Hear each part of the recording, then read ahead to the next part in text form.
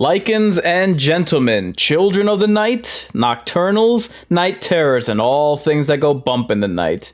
Welcome to your monthly treatment of shock therapy. The doctor will see you now. Show me your show me your woes, my fellow sleepwalkers, and I'll cure all that ails you. Consider me your night watchman for this evening's festivities here at the Mind's Eye Theater. I invite you to violate curfew with me for this graveyard shift. I am your subway conductor incarnate for this sold-out show on a crazy train. Joining me tonight is not Tramadama. He couldn't make it tonight. He will be back this Saturday, as will I, for a special presentation that I'll be mentioning at the end of this stream. How the hell is everybody? Oh man, new month. Can you believe that we're in what I consider to be the Sunday of summer, which is August? Had quite a string of hot days, and believe me, I much prefer the heat to the cold. Ooh, I'm not looking forward to the winter. I'm not, even though last winter was unseasonably mild. Yeah, we had a couple of hot ones these past couple of weeks, and the rain would only serve to make everything hotter and just more humid. Although I will say that things did cool down mercifully to this weekend and today, which I was, considering my jogging schedule, I was a bit bummed by. I was hoping that it was just gonna be just sweltering. That way I could just put on my shorts and my Under Armour, and I'd be good to go. But that's neither here nor there. So, what is on tap for tonight? It just so happens to be, I didn't realize this until right before the stream. This watch party is only the second ever for a Clive Barker film that we have. The first, of course, being the Hellraiser reboot that Tramadam and I streamed last October. Yeah, very mid, I want to say.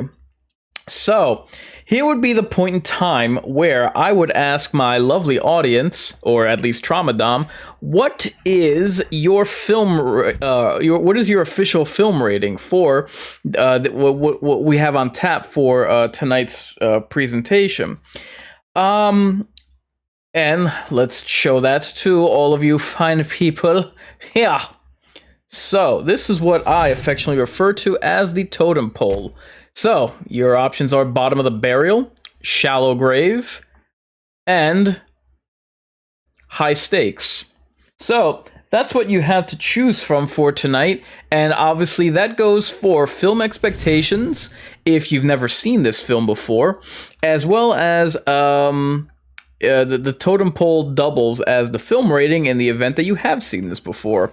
Now, it just so happens that I have. This was one of the discovery movies for me back in the 2000s.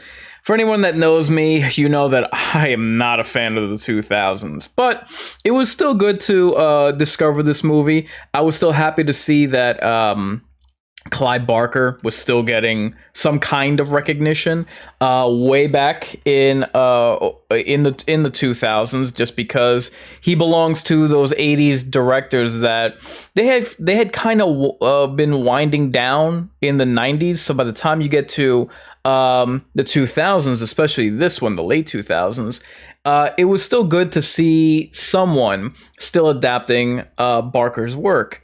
So I am going to give this, much like I mentioned in Stephen King's The Boogeyman that Tramadam and I saw back in, what was it, May, I believe it was. I'm going to give The Midnight Me Train a rating of high stakes. To me, they're not to get too involved and have way too many options in terms of a film rating, but for me, there is, when you deal with high stakes, for instance, there is A, double A, and triple A in terms of rating. I would give this a solid A. It's not a triple A. It's not an all-time amazing film, but it is good. It is a good film. So that's my rating for it. Just to tip you guys a little bit off. it starts off as something of a thriller. Now, I'm not knocking thrillers at all, but it is very good. In the opening, I'm going to say 2/3 of the film, it is a very solid thriller. And again, that's not a knock, because look, if the late 90s, early 2000s thrillers that attempted to copy the serial killer formula of Silence of the Lambs are any indication, no. Thrillers can feel like they are watered down. Not the case with this. I would say it's a very solid thriller. And then once you get into the deeper, darker elements of the film, that's towards the end, that's where it really shines. And again, that's not to say that, oh, it's a slow burn or anything like that. The film does build to a crescendo, the way I call me crazy. I would think that any good horror film should, but it starts off as much more thriller than anything else. So, the totem poll is now live for you to vote in, which I would recommend that you do so throughout the watch party. Let's get back to it. So, oh, excuse me. So yeah, that's now live for you, dear viewers, and I will be giving reminders throughout for the sake of timestamps throughout the film, just as to serve as reminders to like the video the way you should now, no matter what platform you're watching this on, and just to serve as a reminder for everyone who hasn't voted to do so. Let me take care of a couple of housekeeping items first, and then we'll get right into the movie. So, excuse me. Yeah. Actually, first, I do invite you to stream the film along with me. Queue it up on Roku TV. Now, this is available on Paramount Plus. I don't know what the hell happened. I think Paramount started cracking down on people who borrow password or share passwords, because hold on. Just taking a swig. While I used to be able to stream off of Paramount Plus, that's where I would catch up on Star Trek Enterprise, as well as Deep Space Nine. I saw this weird link telling me to change my payment plan or whatever. And not to go off on a tangent in the introduction, but streaming seems to be failing, just because every time I try to search for, I tried to search for a couple of movies which are fairly popular, and they were just available like nowhere. And ones that should have been available on their home studio streaming platforms weren't. For instance, I don't think I could find Child's Play on Peacock, which I thought was weird. But anyway, yeah, I don't know what's going on with streaming lately. Anyway, once again, you can follow along with me if you have Paramount Plus. By all means, go use that service. But I will be watching this movie on the Roku channel, so unfortunately there will be commercials throughout. So let me take care of a couple of housekeeping items, and I'll be providing timestamps throughout the watch party, just to make sure that your viewing experience is synced up with mine, as well as for the convenience of anyone who is casually late to the party. So, this watch party, as long as all of my live streams, is brought to you in partnership with Hotness TV. If you're in the market, and look, it's August 1st, it's the beginning of the month. We're not talking back to school yet, but if you're in the market and want to take advantage of any early sales for that, we have sponsorships with Samsung devices as well as Jabra headsets. So, Samsung comes in the form of TVs, tablets, cell phones, sound bars, 4K Blu-ray players, surround sound home theater speakers. Jabra headsets come in a wide variety of audio equipment, from office audio equipment, in-ear earbuds, over-the-head headsets. So, if you're in the market, once again, please feel free to use the sponsorship links in the description. The Mind's Eye Theater is a proud affiliate of the upcoming horror documentary Mental Health and Horror. Once that does release, I absolutely look forward to doing a watch party for that as well as a review, so stay tuned. In addition to our sponsorships, if you want to support the channel in a different way, the PayPal link is up top. If you're of a mood, it's your way of supporting the Inquisition, and I'll consider it your pound of flesh. And finally, the software that we use to do these watch parties is called streamlabs.com.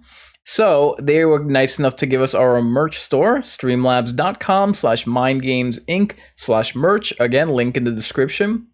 We are coming to you live, streaming on Facebook, Twitch, YouTube, and Rumble.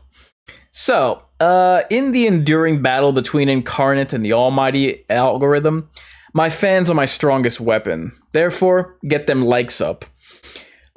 Without further ado, we now offer you this creature presentation. So, keep your hands and feet inside the watch party at all times, because we gonna ride this bish until the wheels fall off. All aboard, starting now.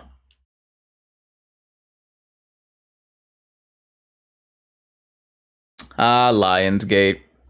This hails back from, actually this is 2008, so I think this would be, nope, they were still in the midst of freaking basically just churning out Saw movies. If it's Halloween, you know that it's redundant.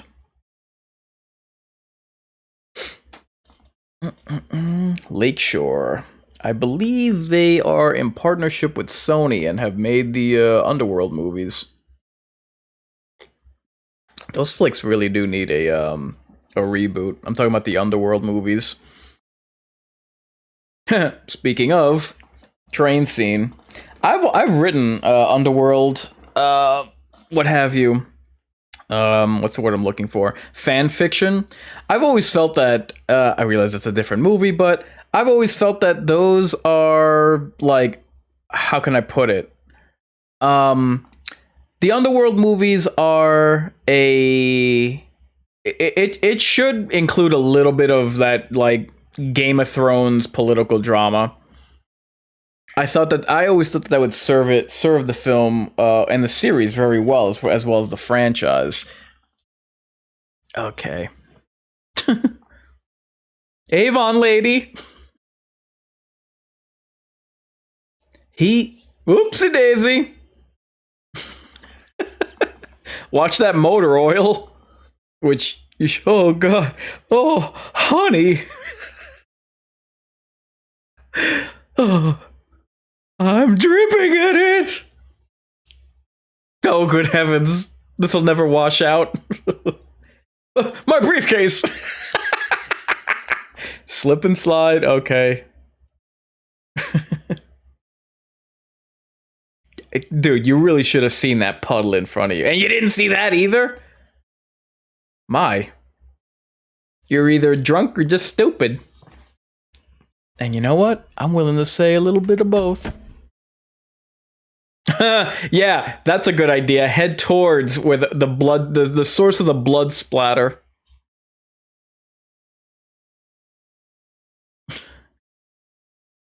And heading even further into the slippery slope, literally speaking. And what?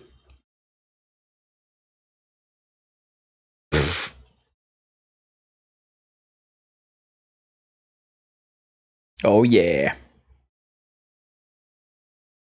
Ah, Manny Hanny. Cesspool that it is. Why, hello! Admittedly, his Bradley Cooper, and if I say Doug Bradley throughout the watch party, I apologize, but like I kept doing that. What do you call it? While preparing the materials for this movie, I kept saying Doug Bradley instead of Bradley Cooper. Anyway, yeah, like even before he became like a big celebrity, and like his casting in this movie intrigued me, as well as her. I think she has a very unique look. strong chin. I would say that even that is too big for a New York apartment. By reading, just highlighting cliff notes and all.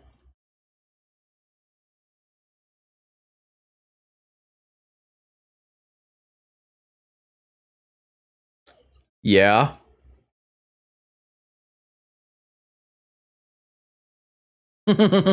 On that we can agree. Chick from Iron Man.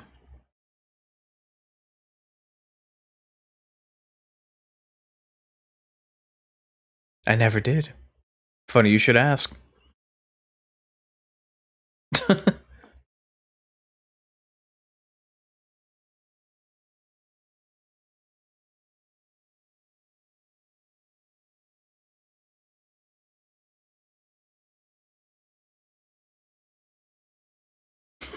You poor thing. I'm so sorry that you're still alive to tell this story.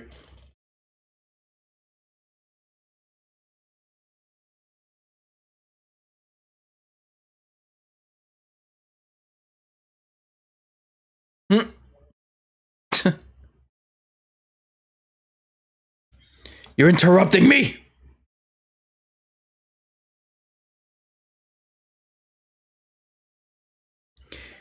She looks like Callisto from Xena. I thought she looked familiar.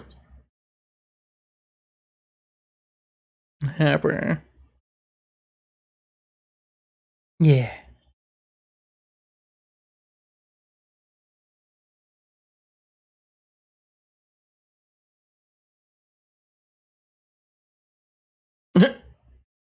Well, he hates your guts and he wants to sleep with me.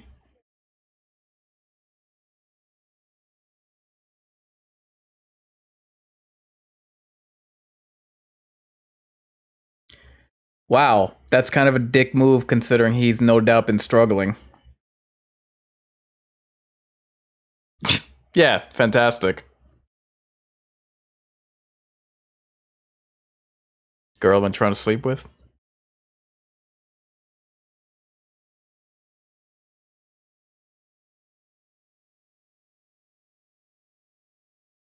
Well, wifey delivered.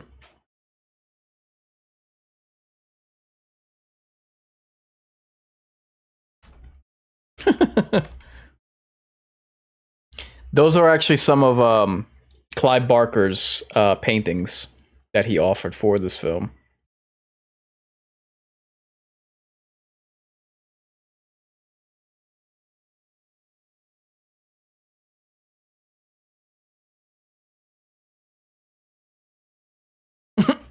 Should I not mention that I'm male?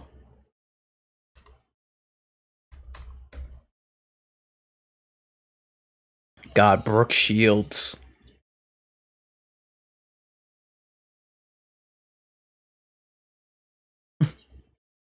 Ouch.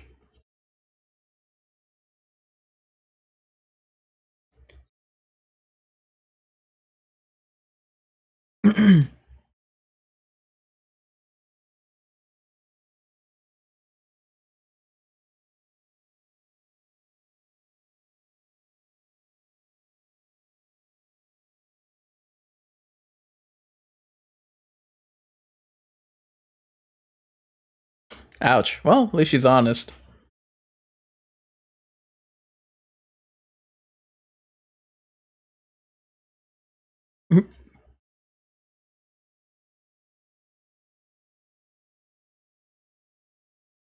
What?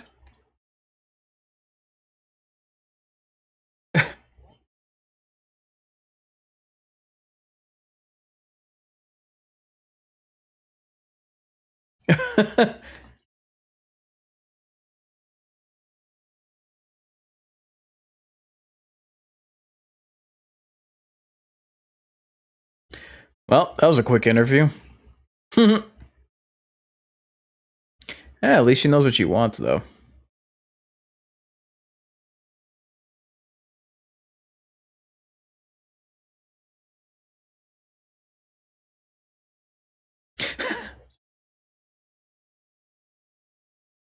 Oh, thanks, thanks, buddy. You're a pal. Lionsgate had recent at the time of this film, or before production, I believe. Lionsgate had recently hired executive Joseph Drake when the film was completing production. Drake greatly disliked the film and decided to give it a limited theatrical run in budget cinemas. So, in its official North American release, the film opened in 102 discount theaters, also called dollar theaters, for their very low admission prices, rather than a regular first run. Rather than regular first run cinemas with normal ticket prices. And this, as you could imagine, played a factor in poor opening weekend box office earnings. Thanks to the lackluster US box office results, many of the film's foreign distributors decided to send it straight to DVD in their native countries. So, thanks, Mr. Drake. God. It really just it's crazy to me how and I get that producers are, you know, the glorified bean counters, but it's crazy to me how much, you know, power is given them. But hey, you know, they're the money men, so what can really be said? What can really be said? What can really be done? But it's unfortunate regardless.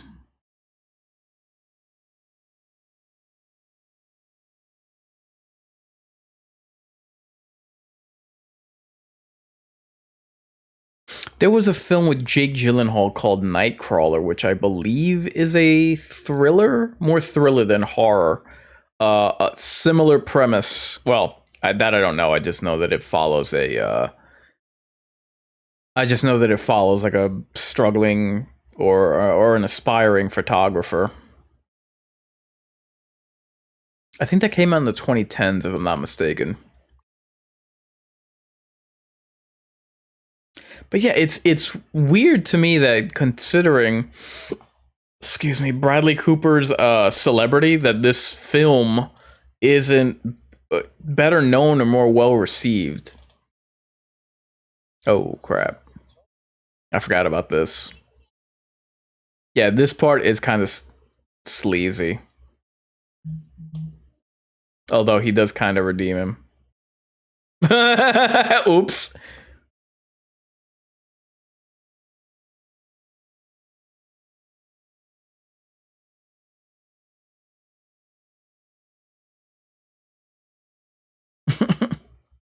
Give you a big kiss.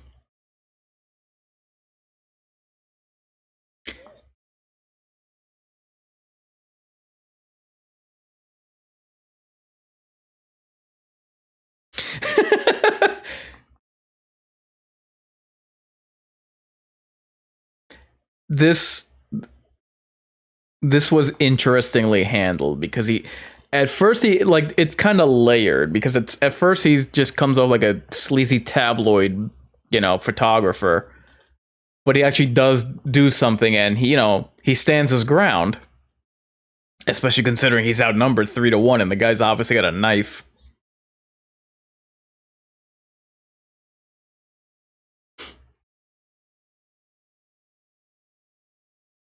Just passing through.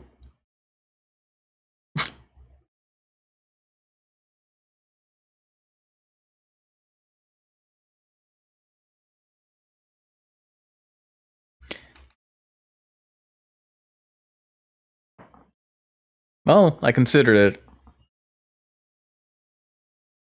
it.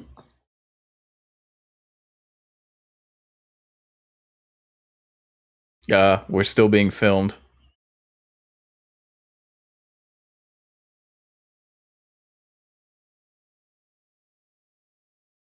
Uh-oh.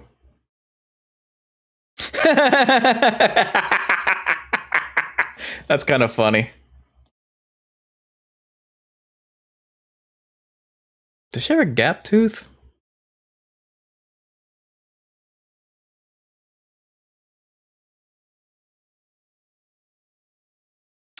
Yeah, it's interesting the style of this movie, the art style, I should say, because it's a lot of bright lights and color washout.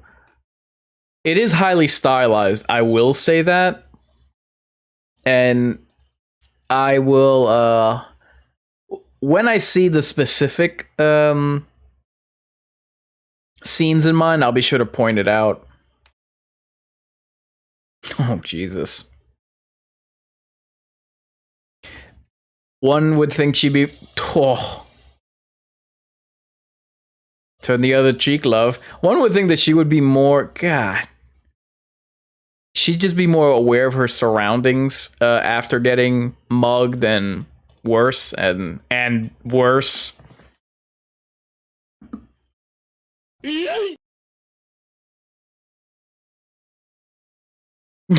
Yeah, I took the remaining money out of it and your credit cards.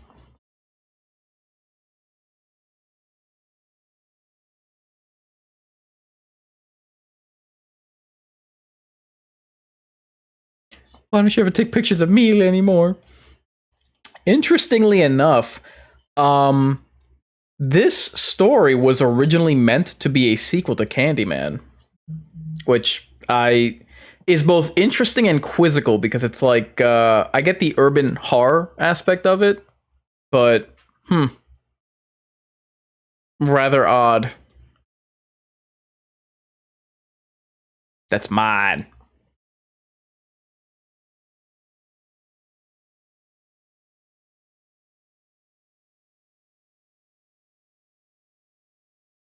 Tofu. Ugh.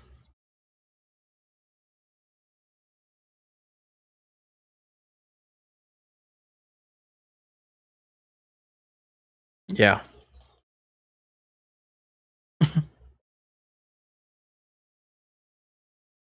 I've never tried tofu, but it looks like cheese made out of a plant. You know what I mean? Or at least it sounds like that. Or maybe I'm just picky. Shut up.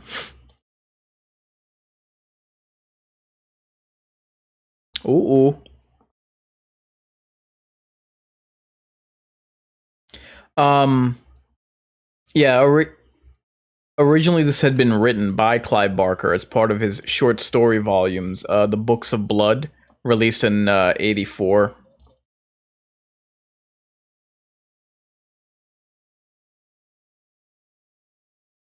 In the face.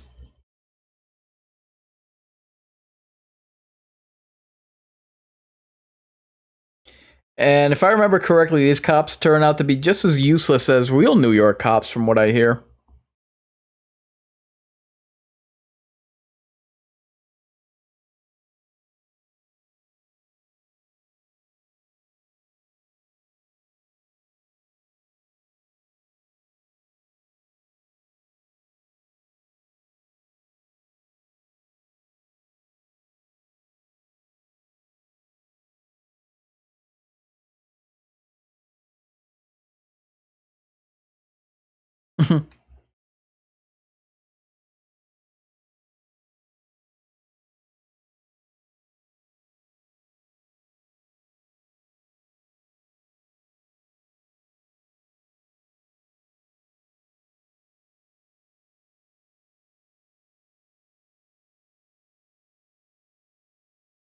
Oh, she was a model.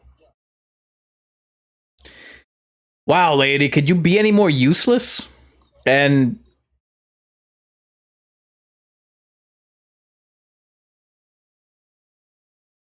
bro, what the hell are you talking about?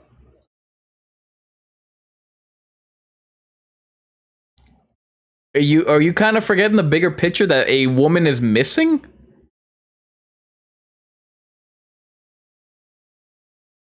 What answer are you looking for? Do your job. I forgot how much of a bitch this person, and I think this is like her only time that she's in this. Wow, she really is beautiful in this. I forgot that Brooke Shields was so tall. She looks like Jadzia Dax from DS9.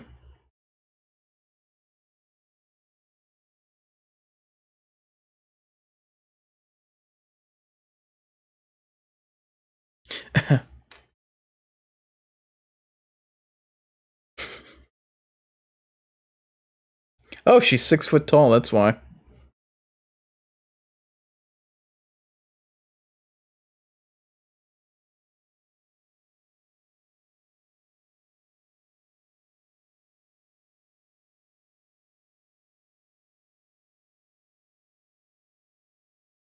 I think that we call that the hard sell because he certainly is.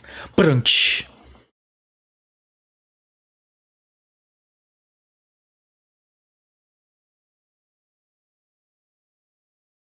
Aww.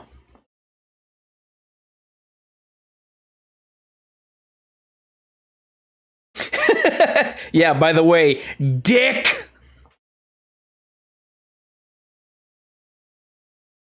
Pfft, you square. Yeah, I was gonna say, like, he had to have brought that there because what diner would have alcohol? The best diners, that's what.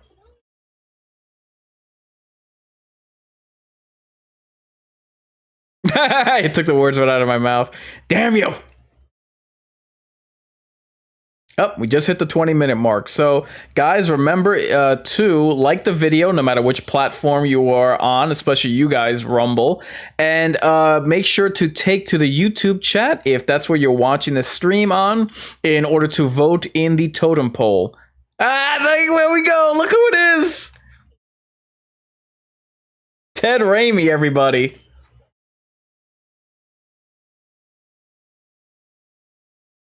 I'm so much bigger of a fan of Ted Raimi than I am Sam Raimi, his brother.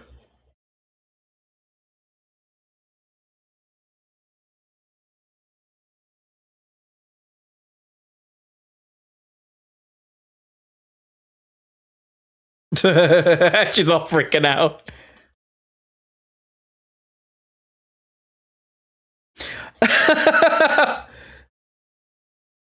Two businessmen negotiating a threesome. Why was she still? Oh, well, that looks fake as hell. Why was she still staring at the mirror? Okay, that effect was a little goofy. Yeah, the blood. Oh, geez, the blood in this movie is very stylized. I don't want to say it's hyper. It's high contrast, the color, but it's obviously the most standout color. Oh, I forgot about that. Oof. I forgot about that too. Why was she just staring in the mirror while this guy was approaching her husband?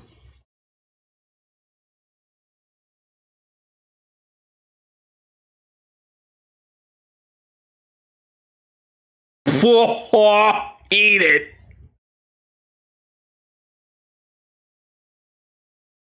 Yeah, just put your elbows into it. Uh-oh. Whoopsie.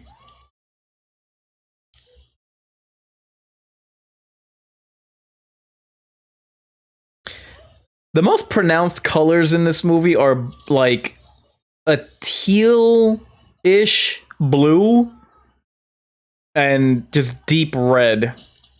Oh my god. Oh, well then.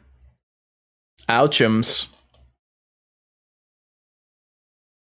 That's pretty good.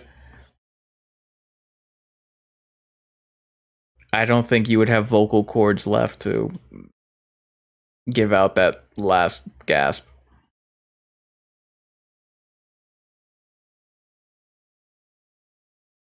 No, commercials. Damn you. Oh god. Women and their stupid cats.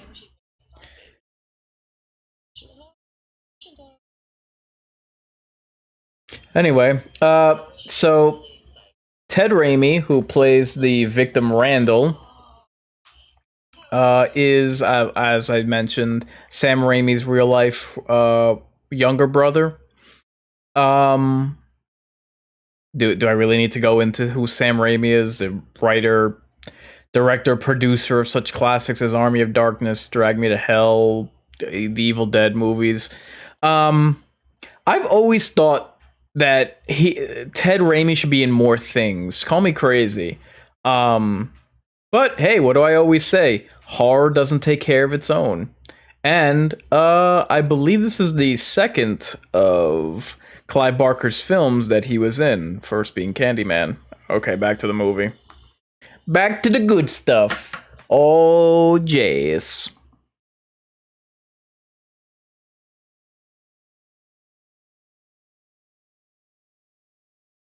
All's quiet. Too quiet. Oddly enough, in Silver Linings Playbook from 2012, Jennifer Lawrence and Bradley Cooper walked by a theater showing this movie, which I thought, but like, what an odd reference.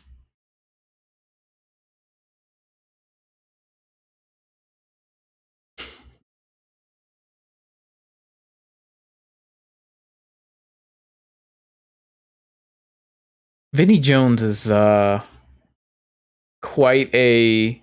If you didn't know, he plays the Juggernaut bitch. Um, he's like he's very good at playing a quiet, silent character. It's almost like the Terminator.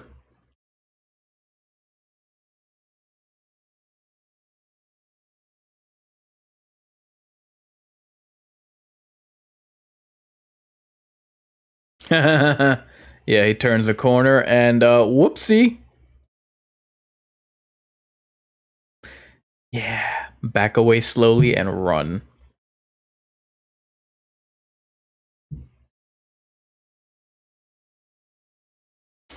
Why would Why would you do that? Yeah, bruh. Oh bother. Hmm. I'm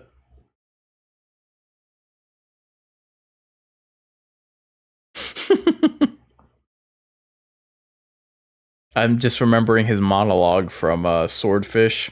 Is that Batman gonna put a bullet in my head? Damn.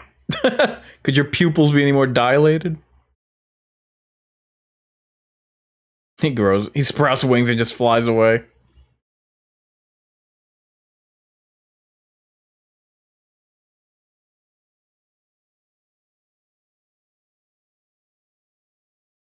Interestingly enough, now that the two have met, Vinnie Jones and Bradley Cooper were born exactly 10 years apart on January 5th.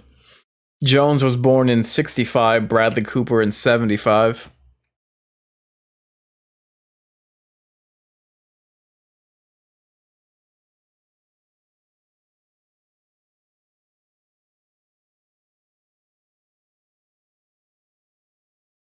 Uh-oh. Good catch. Hmm.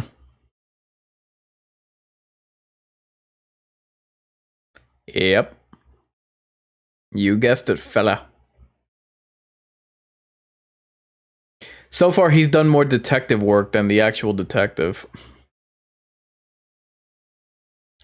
This part's a little weird, if I remember correctly. In fact, more than a little weird.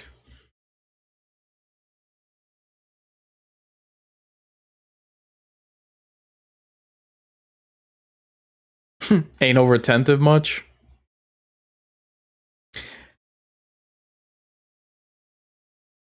This whole movie has a bunch of it's just like a conglomeration of very weird haircuts.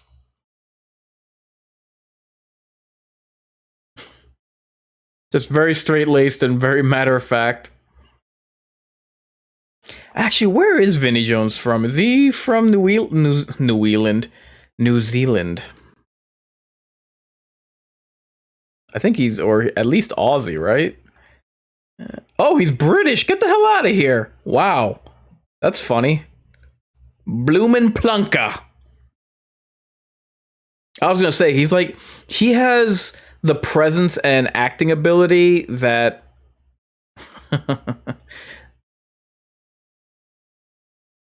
that Jason Statham wishes he had.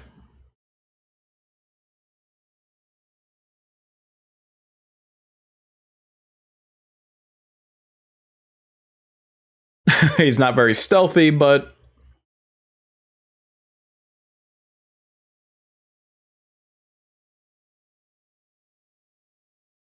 like I don't know. There're just a lot of like choices and I don't want to sound pretentious saying choices, but I don't know, there's something about this movie that's very interesting. It's hard to put my finger on it, but it's not boring where it almost should be. You know what I mean?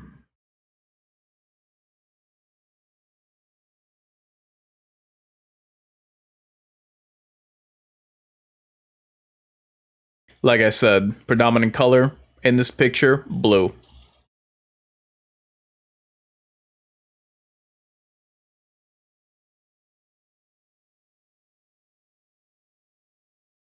Uh-oh.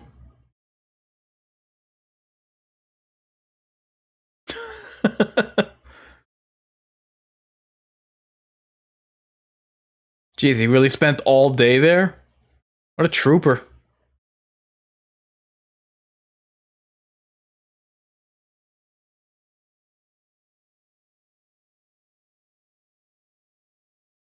Interestingly enough, Leslie Bibb, who plays his girlfriend Maya, and Roger Bart, who plays Jurgis, the guy that got him the connections, both appeared once. They appeared together in Law Abiding Citizen. That was where I saw like most of her acting. Like Iron Man, you know, she has a bit part in that film, but and Law Abiding Citizen is another late 2000s movie that is grotesquely underrated. Oh my god. That to me is Gerard Butler's best role. Hmm.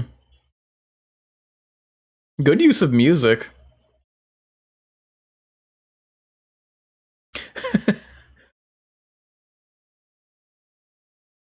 It's like it's hard to describe. Almost like a hitman.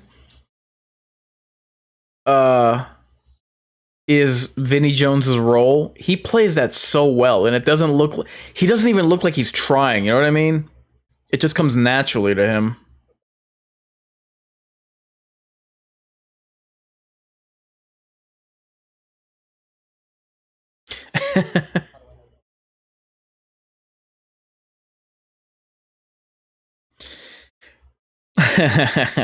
This movie really does like say something about, even if it doesn't mean to. It really does say something about the New York cops.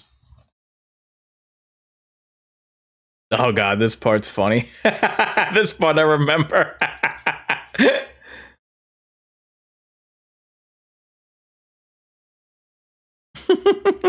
His feet together in that huge bag. He just looks so funny.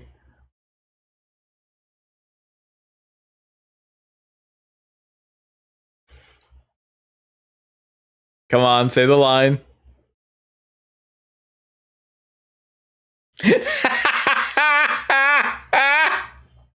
I love it.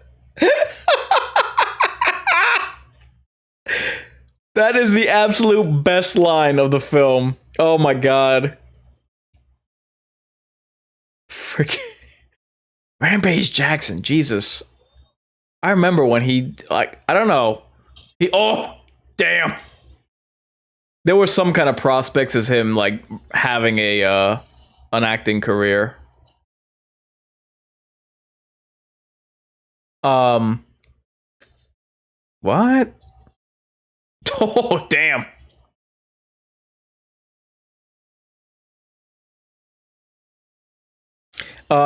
Bradley Cooper and Quentin Rampage Jackson both appeared in the A Team.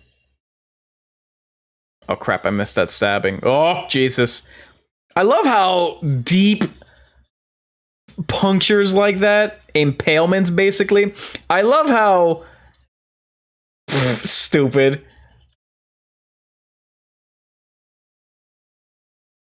I always love how, you have the scene where someone's like pulling a knife out of like a deep gash in someone. Oh, dang! I love that. Oh my god. I love how that's always portrayed in movies, like where someone is like slowly pulling. Another stylized. That's a little better than the first one with Ted Raimi's eyeball.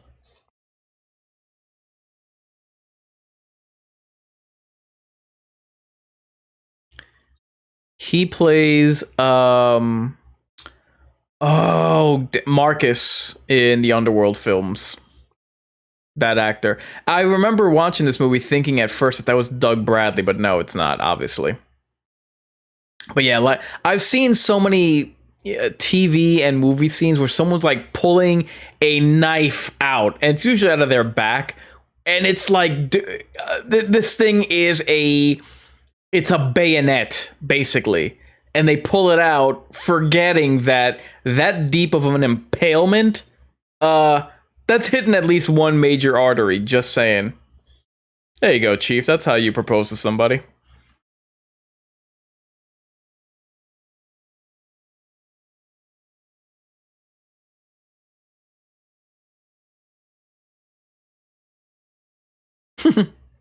It's not for you. It's for Georges.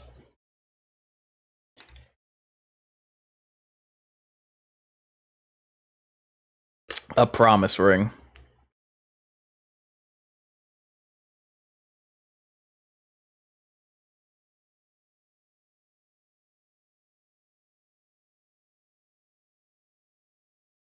She's interesting because she has a very strong chin for a female, and noticeable cheekbones. But she's still very pretty. I say that because, man, it's the weirdest thing. Like, some women have, I don't know, their cheekbones give their face like dimension and how can I put it? Dimension and profile. But man, there are some women like Miley Cyrus where it looks like they have two elbows on their face. In the diner? Well, we all know what he's ordering. What kind of pie? The windows are open. Oh, yeah. Mm-hmm. Give it a nibble. This is supposed to be all beautiful or something.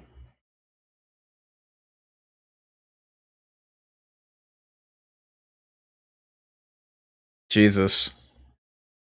He's thinking about like the murders or something.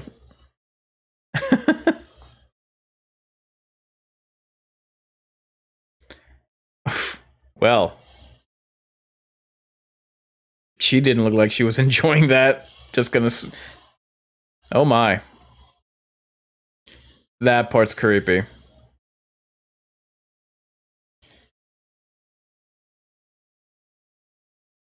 Uh-oh. Oh, it's a nightmare.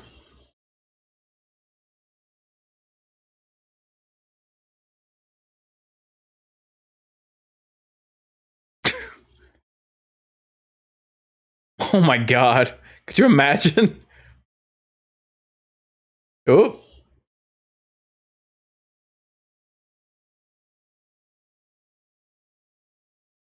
Well, then.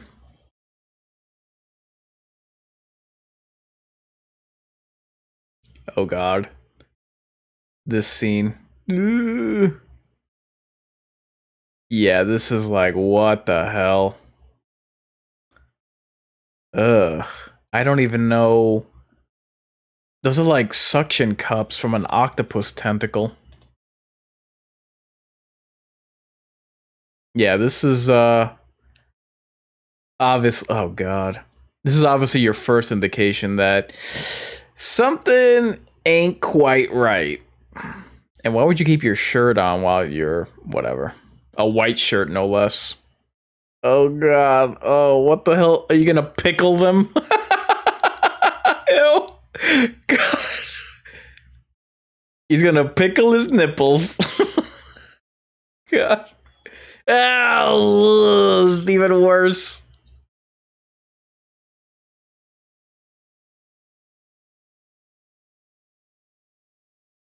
And what is it that you're...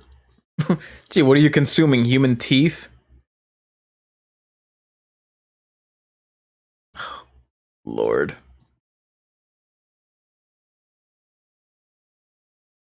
Ready to start the day.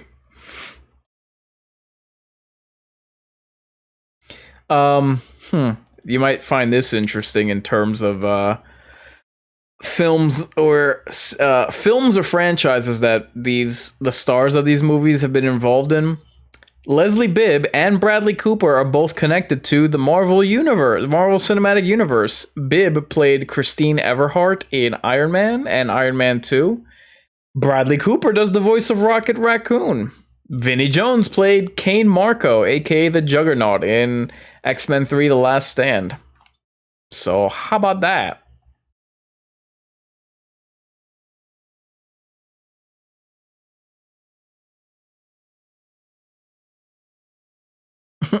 Yeah, cops ain't doing nothing, lady. And how dare you eat my last piece of cheese?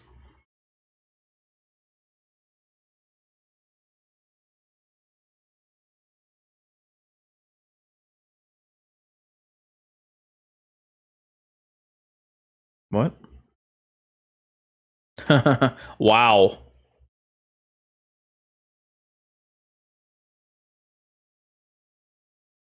Why would you dress like that to work when you're a butcher?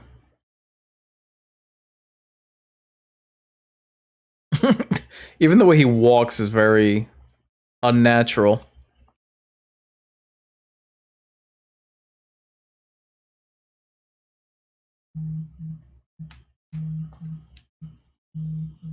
Okay, we're about to hit the 40-minute mark.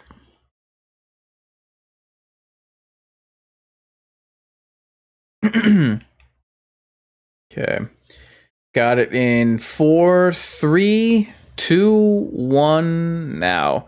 Guys, no matter which platform you're watching this on, make sure to hit the like button. It just helps to get recommended to others. Additionally, if you're watching this on YouTube, please vote in the YouTube totem poll in the chat. Give your official film rating, either bottom of the barrel. Pork rind. Either bottom of the barrel, shallow grave, or high stakes.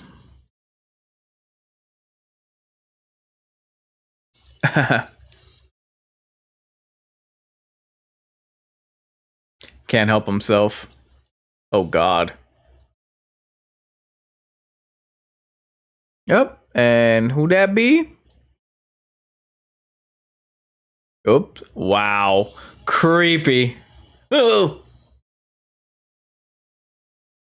Kinda too late, Chief.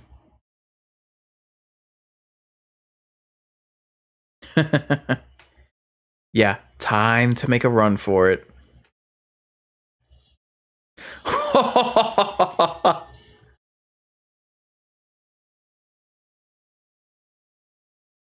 Yes, make as much noise as humanly possible.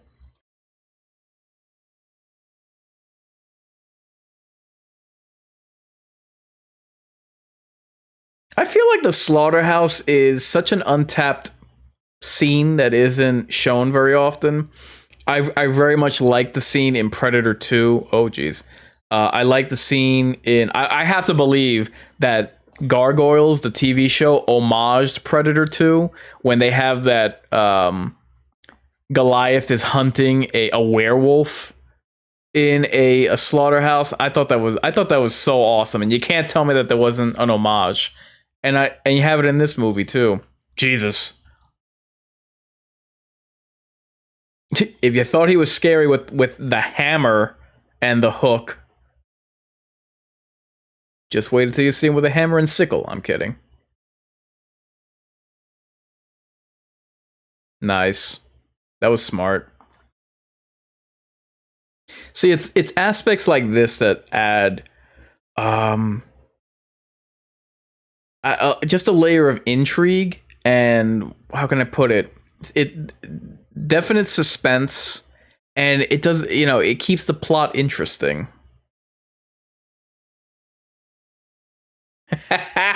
Forgot about this.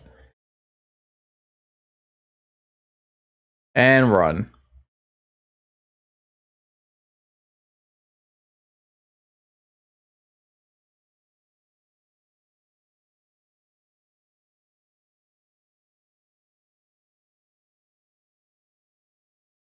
Get out of the way! Nice.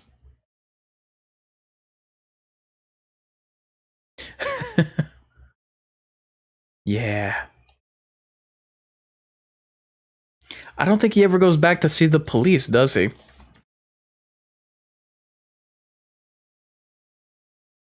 I can't even look at meat.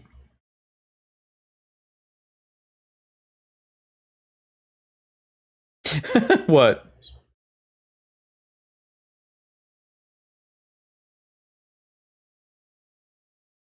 Thanks, Chief.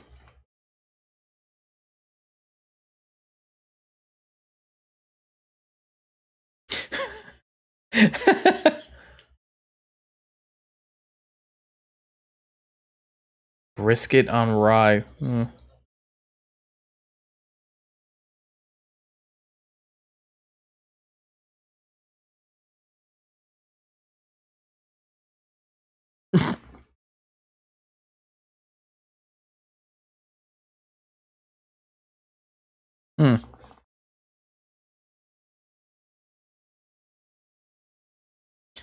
Uh, Considering the dreams he's having, could this be some kind of foreshadowing?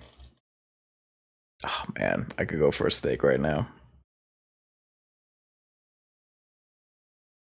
Didn't that say 1895 before? Or maybe that was a different article.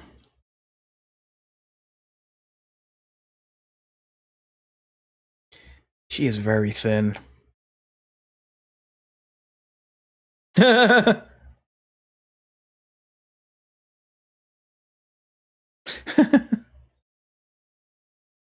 And you got plumber butt.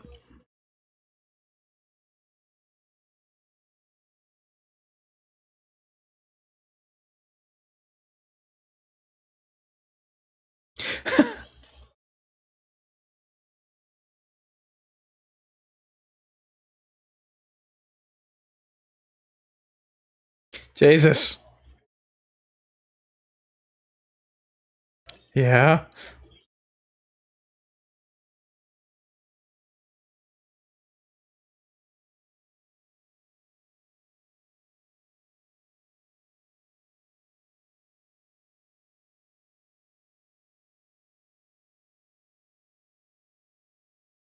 Yeah, this was back during that Jersey Shore time where every guy had the elf haircut. I didn't understand it.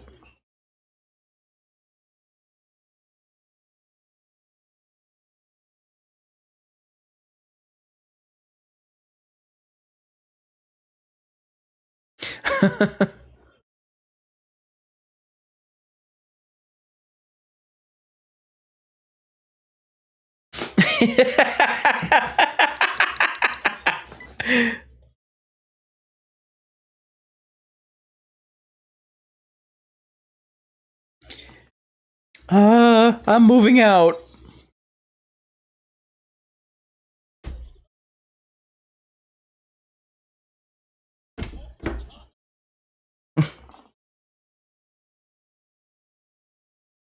She slaps him.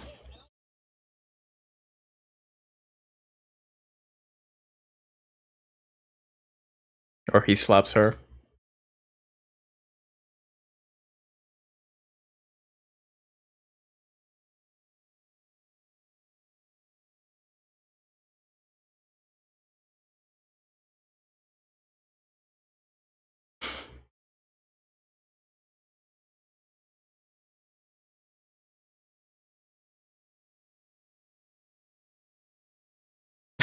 How insincere is that?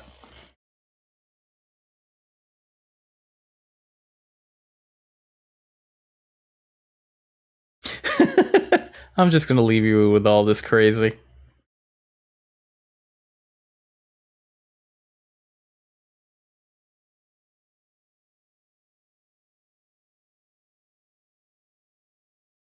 Alright, this part's a little weird.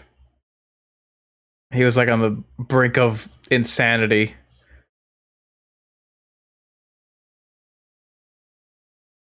That does look a little crazy.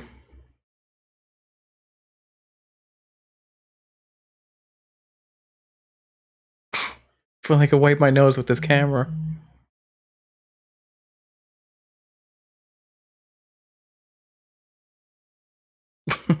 The camera loves you, babe. Jesus, you might want to get a new camera. That one's got ghosts in it.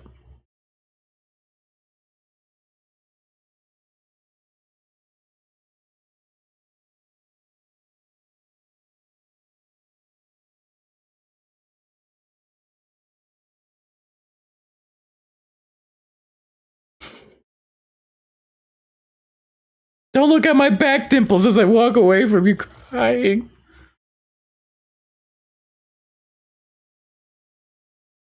She'll want to be alone.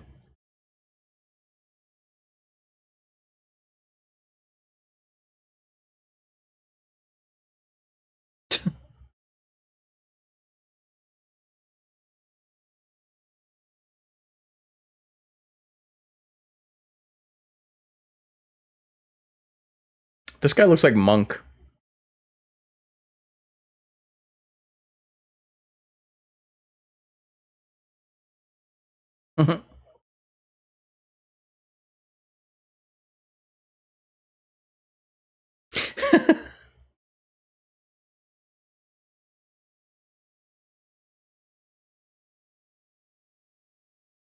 That's the worst thing you could tell a woman.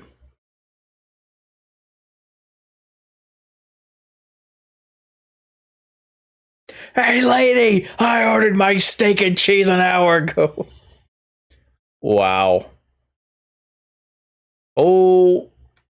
Oh, he doesn't see him. Oh, or does he? Well, that would be the time to call the police because cell phones were a thing. Or just, forget the whole thing happened.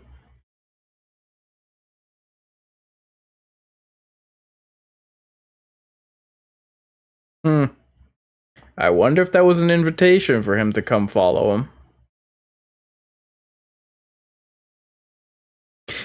The way he holds that bag, I swear. If he wasn't so intimidating, that would just look, I don't even know, possessive? Yeah, there's no way that New York subways are that well lit. The station or the trains. It doesn't have a hood on or anything. Brilliant.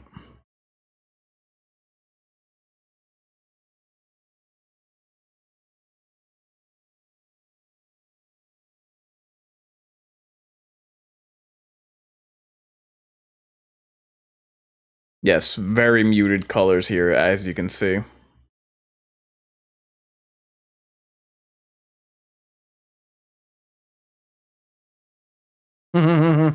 Careful, sonny boy.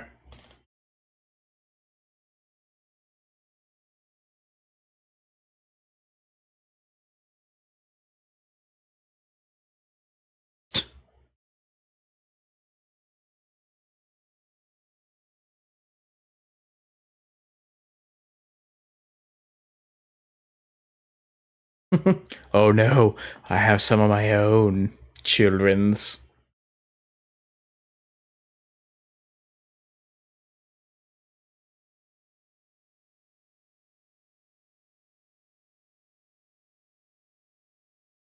Uh-oh. Gives him $1. Fine chocolate.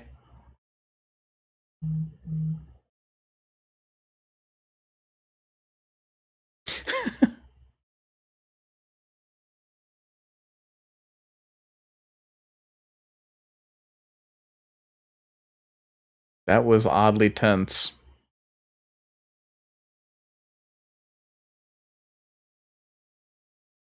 Uh-oh.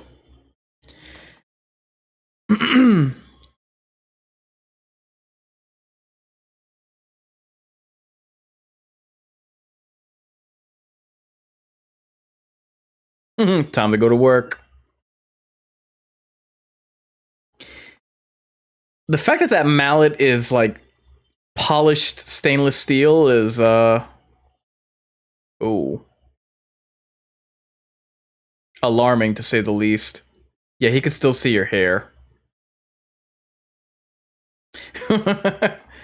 This mouth's got your name on it.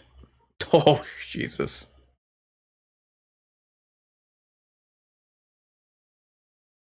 Wow. Yep, he is going to town. How the hell does he clean up all that blood? All of that? Jesus.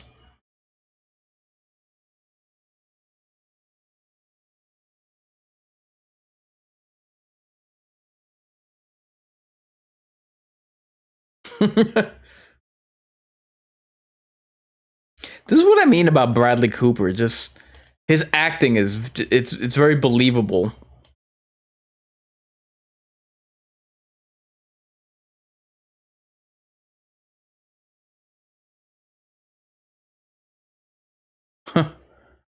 Very matter of fact. Yeah, I was gonna say like I was gonna say that he's no Dexter because he doesn't put plastic up, but the sure does.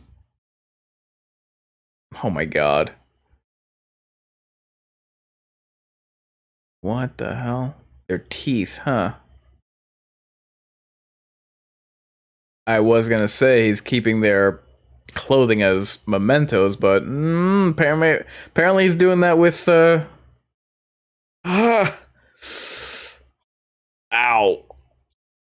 Oh man. And their fingernails, what the hell? Yeah, the scene with the teeth. Oh god, and their eyes. The scene with their teeth is particularly traumatic for me considering I've had wisdom teeth pulled, all of them.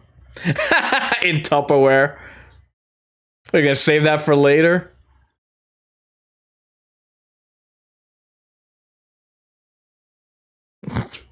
Okay.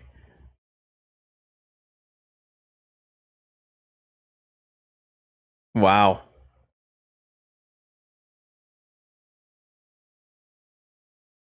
This part I had forgotten about.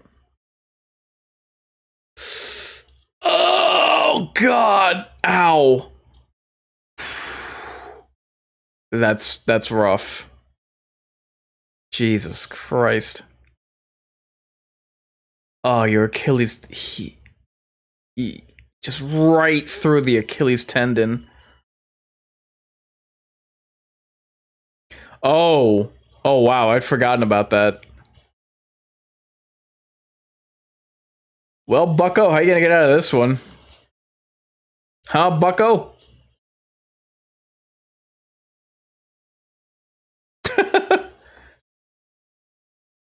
Yeah, have you noticed that the train hasn't stopped?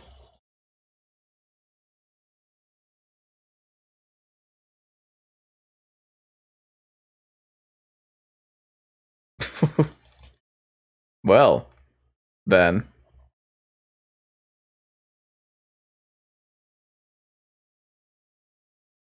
Hmm. Seems rather familiar, doesn't it? Man, could you ask for a more frightening predicament?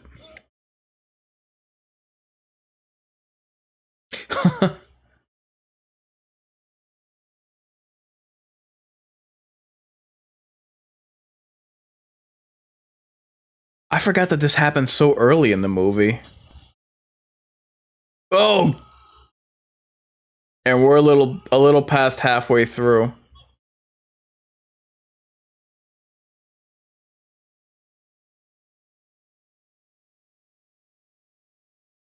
Hmm.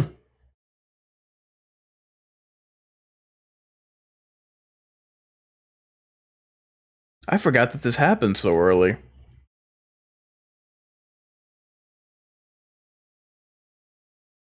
What the hell? Where? Well, he's still underground, obviously. But now fully clothed, what the hell? His camera's gone.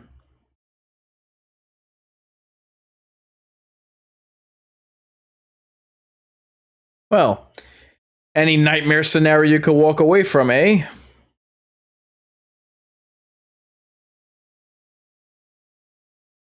Completely cleared out, huh?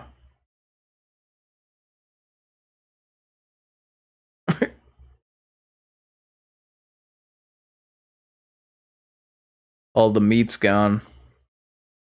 What could that mean?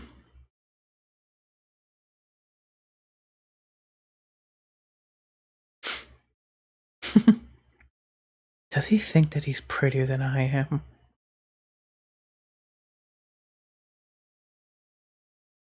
What a bitch. Sorry, honey, working late last night.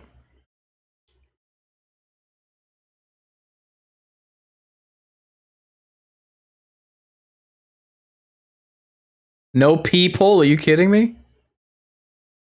That you live in New York.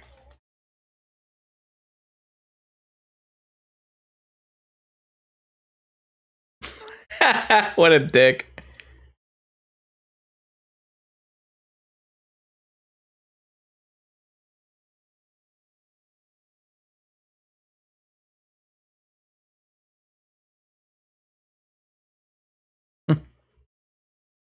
It's just not a good time right now, babe. Oh, I forgot about that. That's kind of creepy.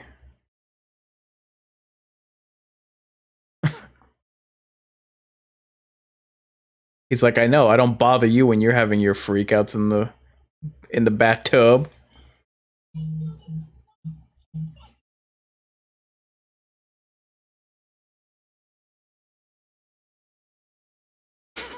Would you prefer me throw it in your face? All right, we're gonna hit the 1 hour mark in 5, 4, 3, 2, 1. Guys, no matter what platform you're watching this on, please make sure to like the video. It just gets it's easier for the video to get recommended to others. And if you're watching on YouTube, make sure to like the video and subscribe, and also vote in the totem poll in the YouTube chat.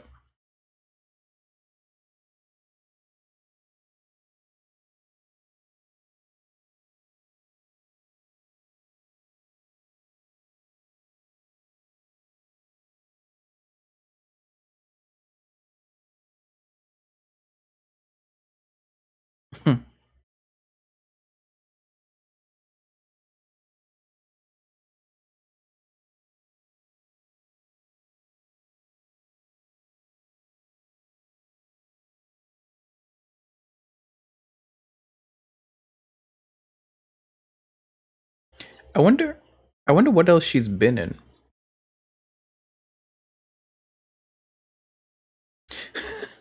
Bugging out of her face. Jesus, dude, take a shower.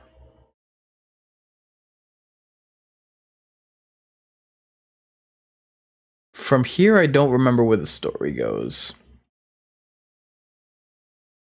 What the?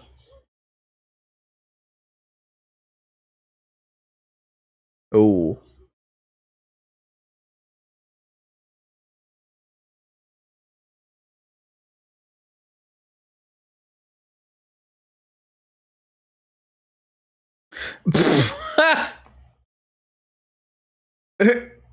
Okay.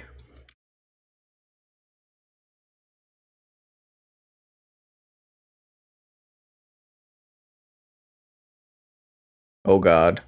Don't tell me.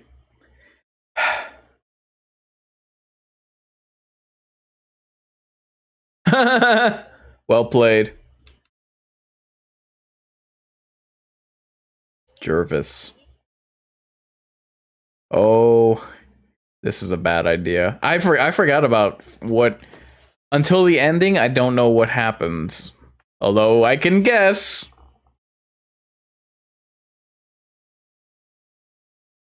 He really does look like a mean dude that can throw down.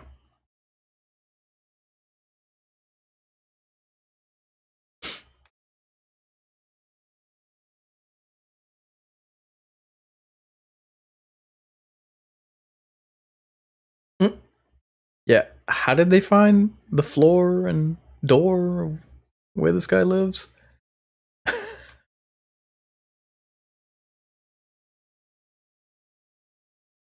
A payphone. How old is this building? Then again, it's New York, so.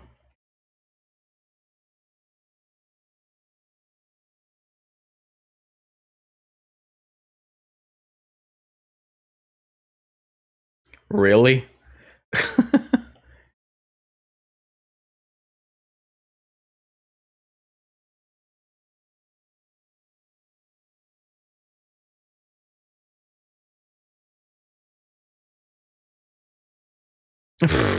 You got it.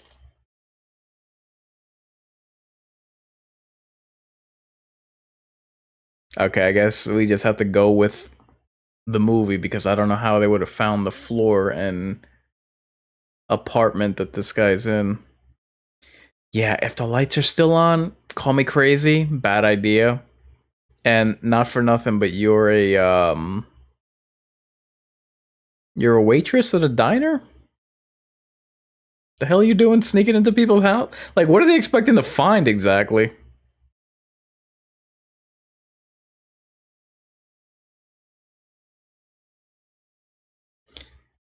I don't know. Maybe you should have your cell phone out to take pictures. Call me crazy.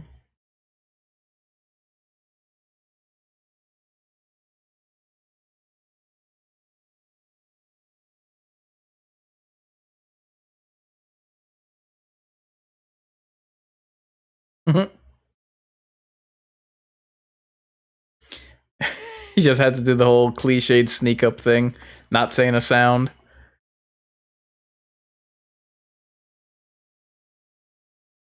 Again, neither of them are taking pictures with their cell phones.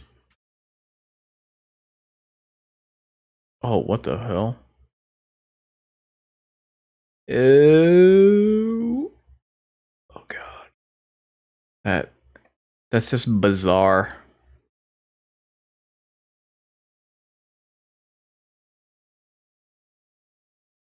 The direction of the movie does have some visual flair to it. He's so prim and proper. Oopsie doopsie.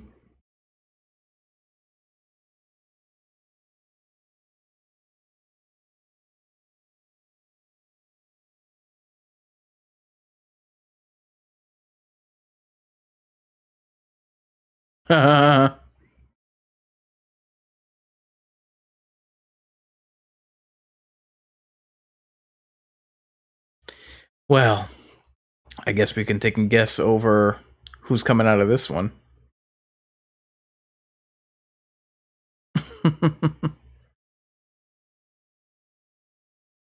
Tuesday's missing.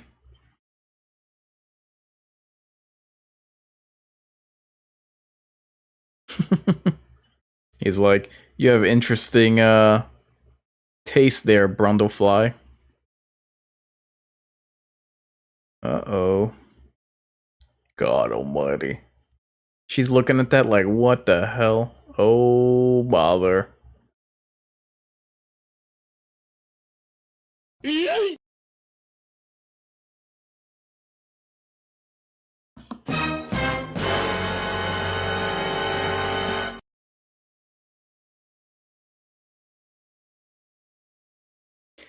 Yoinks. Yep. Mahogany. I forgot to mention that earlier. A killer's name is Mahogany.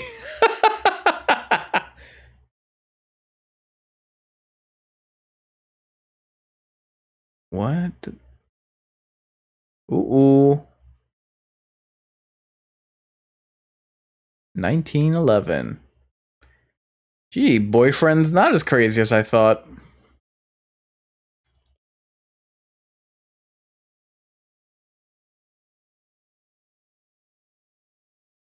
I can't get over how thin she is. I don't know. Maybe it's because I'm into curvy women that the body type that most guys are into just does nothing for me.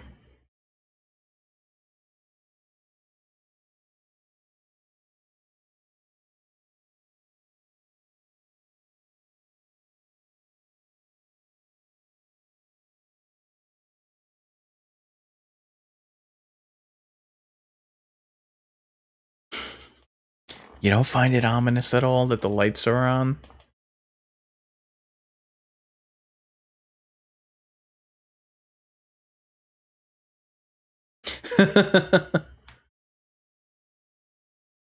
Smart girl. Oh, come on, a tripping victim.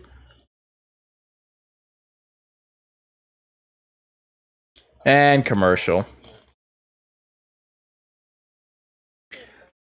Okay. Yeah, so I do very much like the movie doesn't drag. I always give a film credit for pacing because oof, I have dealt with some marathon films that it's like, "Oh my god, get to the point." But um this this film does really well with like, okay, we're back with you know, slowly dialing up the temperature in terms of something not normal is going on.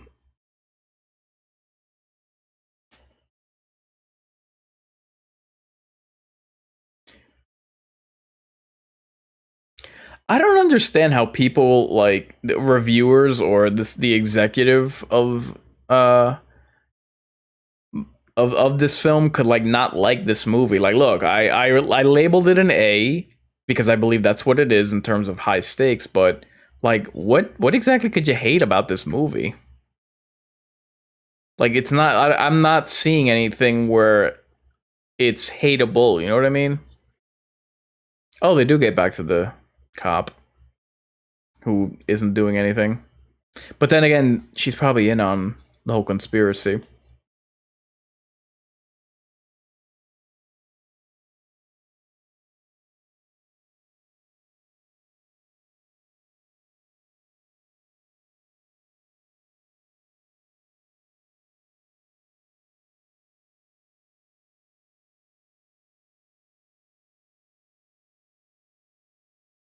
Oh, notice that her pendant is the same as this guy's ring.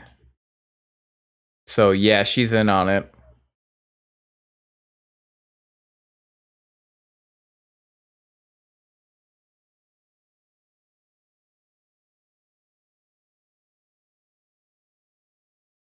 Hmm.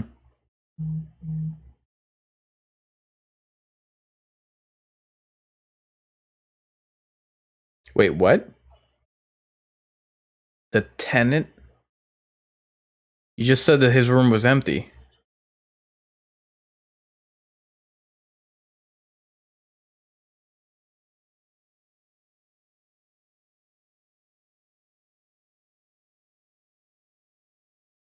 Yeah, you didn't think about that.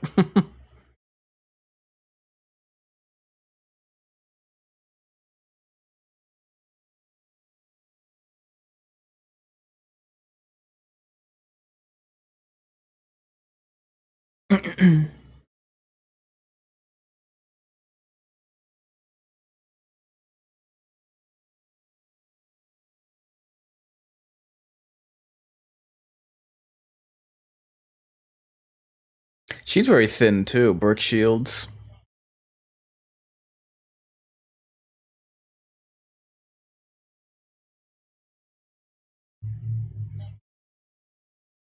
I've always thought that there should be a movie.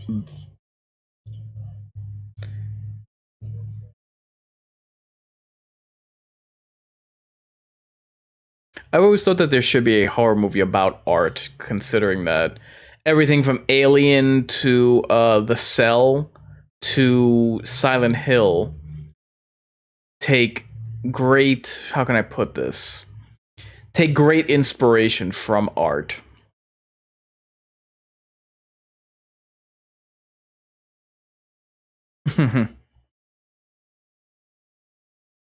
I've always thought of like, oh, or one is similar to how a book can contain like evil, the way that was portrayed in Wes Craven's New Nightmare. I always thought like through artistic expression, you would have people who are deeply troubled, like containing their trauma and their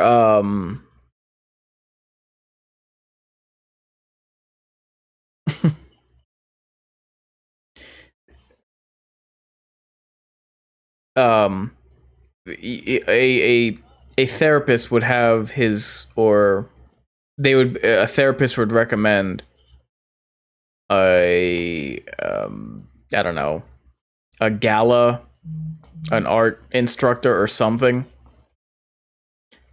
Zip it. um they would basically have people who are traumatized, or people who are traumatized, like, just paint to get, their express their, oh Jesus.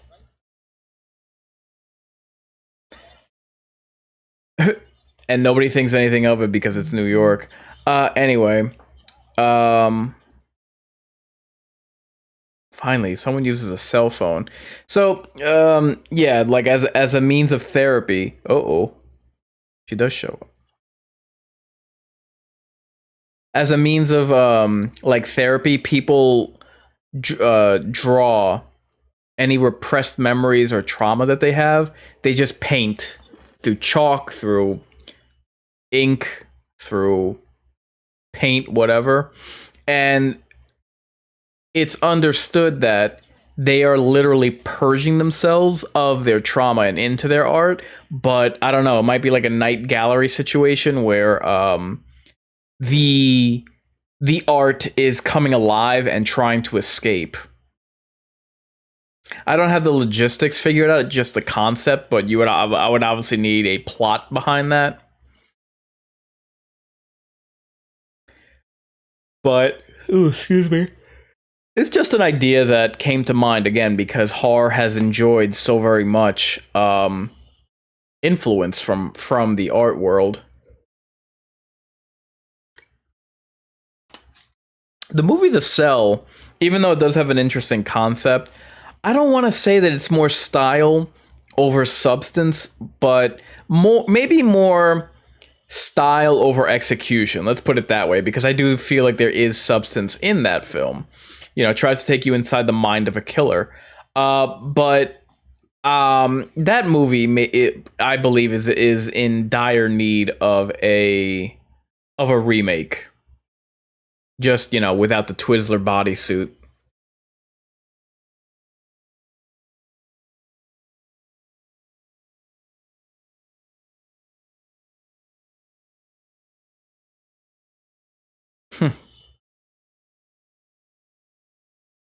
Jeez.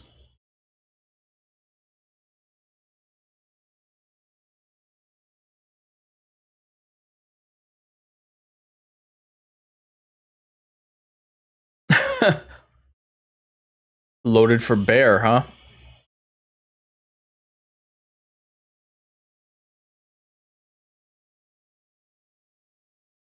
There was someone who compiled all influences of that's a bad hairpiece. Um there was someone who, in a YouTube video, um compiled all art influences on horror into into a compilation that I thought was really well done. And again, it reminded me of the story that I wrote. I don't remember what the name of that. It was probably just called Horror Art as a working title. But yeah, I would really love that. Like, different kinds of art styles, for instance, chalk, for instance, I don't know what it's called, but someone using carving it, they use knives as well as fire to carve and shade wood, chalk paintings, finger paintings. I would love to, shadows using chalk. I'd very much like to create that film, or draft that film, and not just use different types of art disciplines, but also uh, homage different artists as well as styles. For instance, biomechanical for Giger, or definitely Clive Barker's art.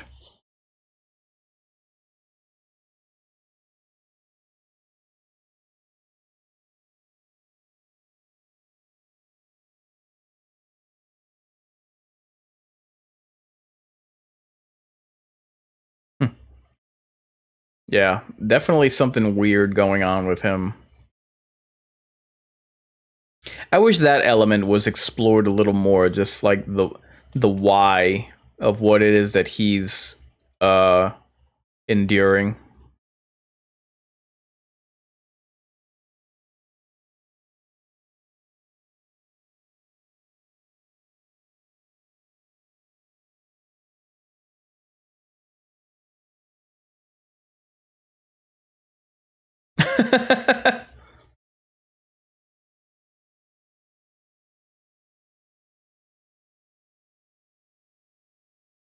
Yeah, right.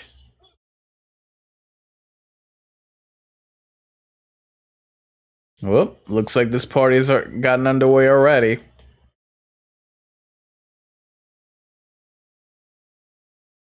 Oh my.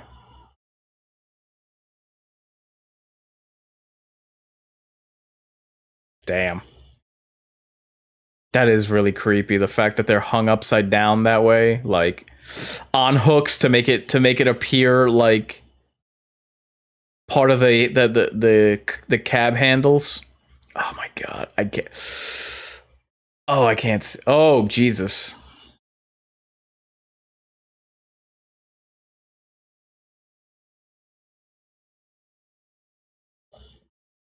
Oh, those veins. What the hell?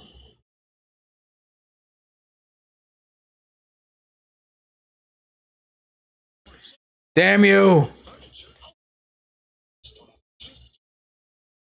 Stupid commercials.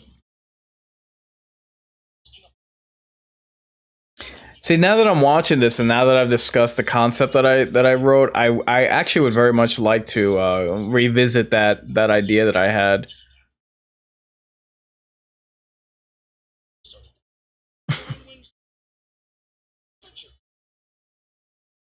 Okay, enough of that, and we're back. Okay,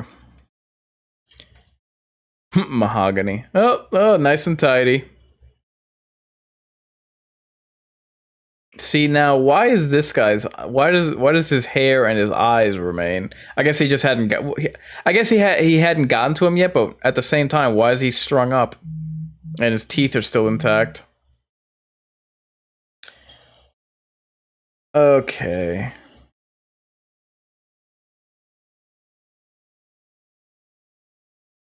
The veins are a weird addition. All right, we're hitting the 1 hour 20-minute mark in two. Ouch, one now. Guys, no matter which platform you're watching this on, make sure to hit the like button. It just helps this video get recommended to others. If you're watching it on YouTube, make sure to take to the chat and vote in the totem poll what your film expectation or what your film rating is. I think she slips. Or she just has horrendous aim because she's a woman. Really?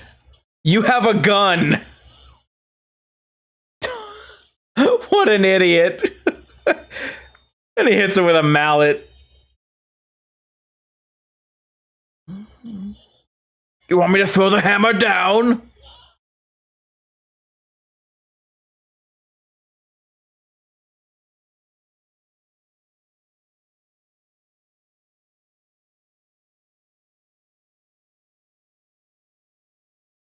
She's mine. Mine.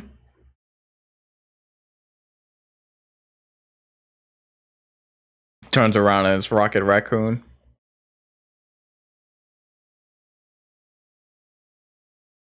I'm gonna need to see your ticket.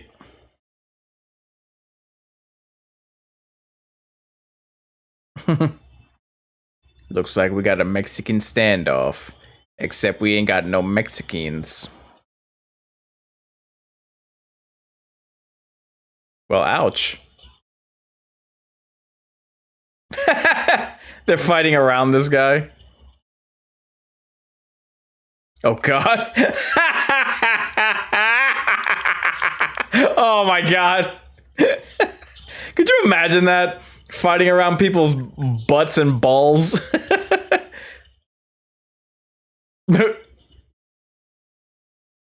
Lady, you are a horrible... Oh, wow.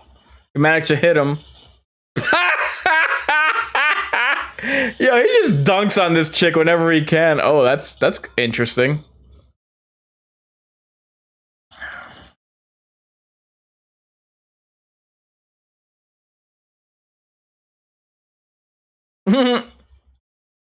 Ouch.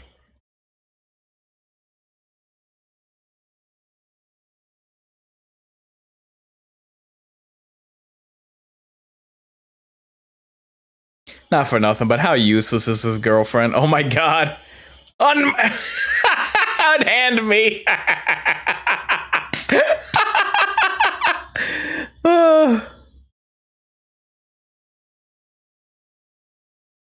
Oh god.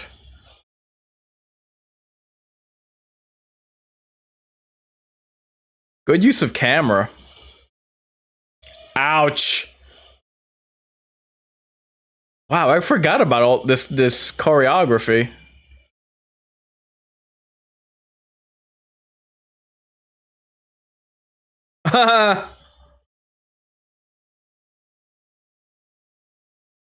Ouch. Holy crap. Ow. Ow. I forgot about that. Damn. That is pure instinct right there.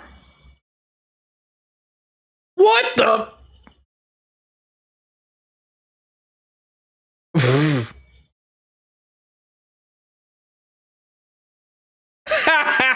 Oops. Oh, well, have a drink. Damn. Oh, what? Hit him in the neck? A well-placed kick ought to seal the deal, my chum. Ouch.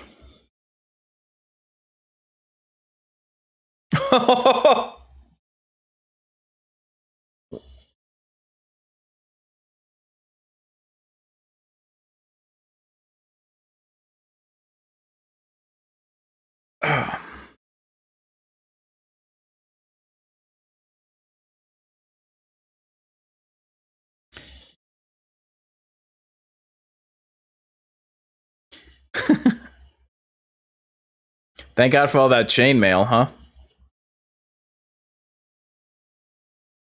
Do butchers really wear all of that? I wouldn't know.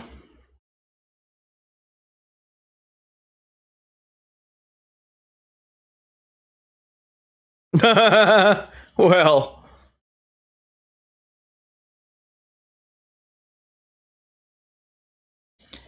Oh, and we're slowing down.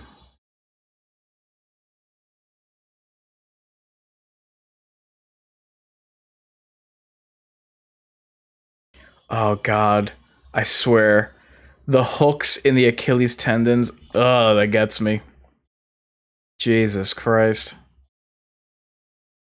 I can't imagine the pain of blowing out your Achilles tendon. And then the recovery from that.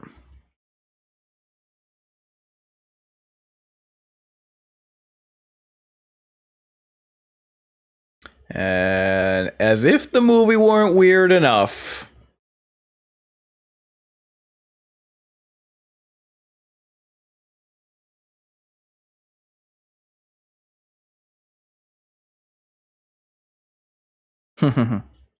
Yeah, this I thought was Doug Bradley when I initially saw this.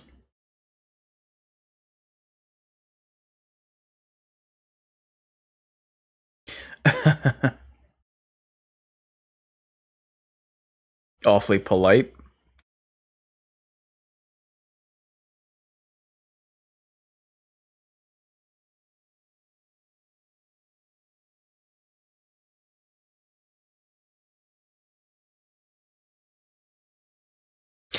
I love how he just walked away after that.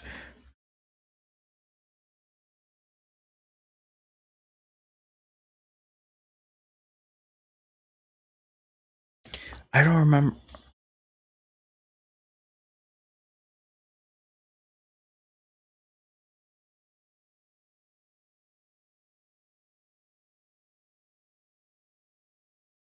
Jesus Christ.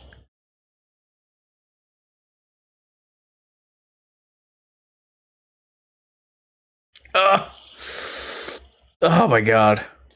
That's rough.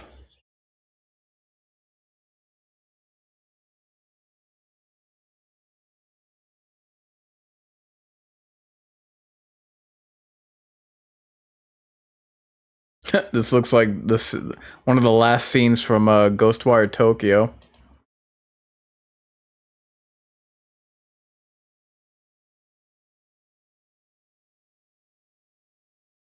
Not for nothing, but this nest that they're in is rather oh god, I forgot he was still alive. Oh boy.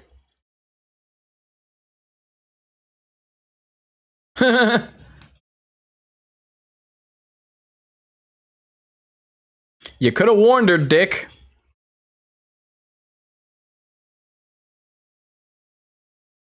Yeah, he survived a getting thrown out of a train. I think you're gonna need a little bit more, something that packs a bit more of a punch.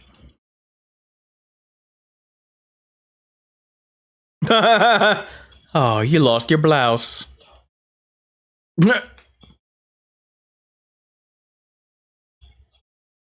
I love that.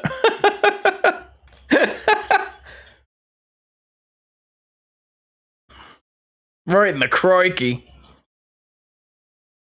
What? Where'd you get that from? Uh-oh.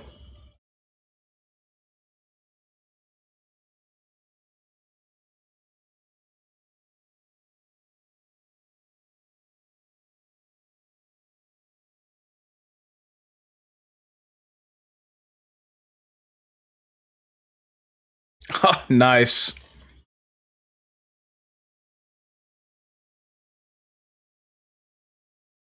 Yep, go to town.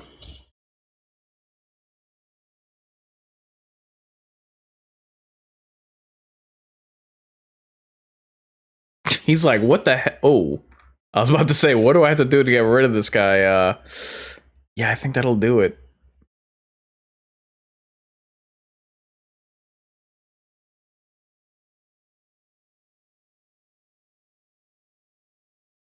He probably thanks him for freeing him.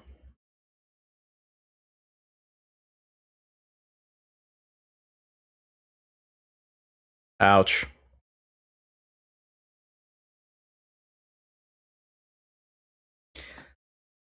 He, I don't know. Maybe it's because this movie wasn't like it didn't get a large release and didn't get critical acclaim, but I don't know. I think that Vinnie Jones makes an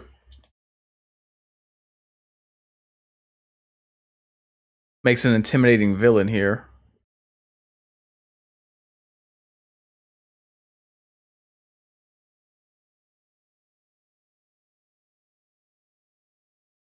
Hmm.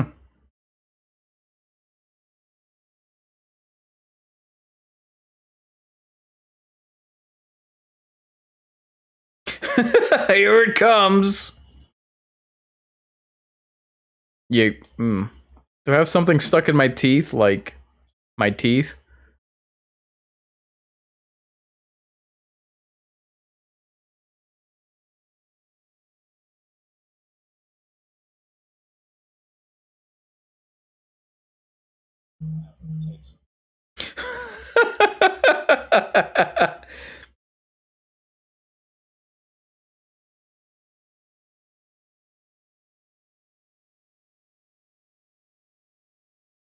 He looks so weird without his beard and mustache.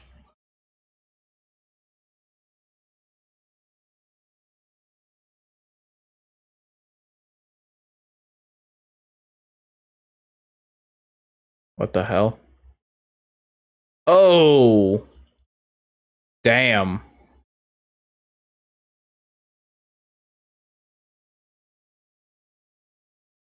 Damn. That was a nice touch. That was a nice touch that I forgot about.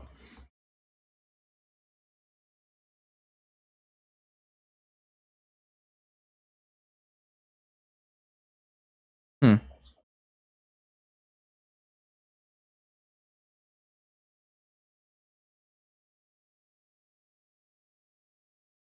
Mm-hmm.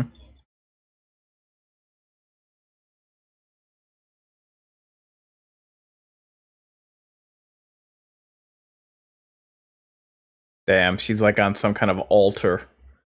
That's creepy.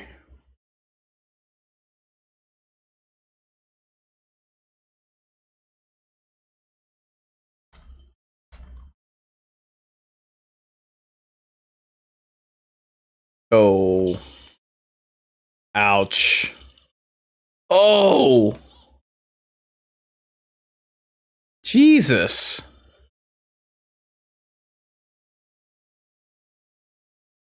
Oof. Brutal. Holy crap. Emotional damage.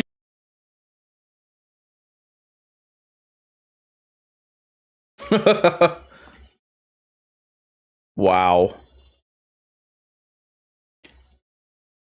I had forgotten how brutal the end. I mean, I know that the ending was very revelatory, but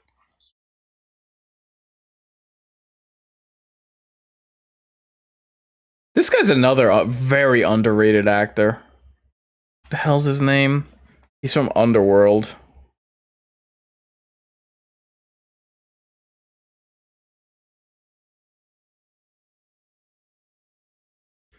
Damn you, commercials.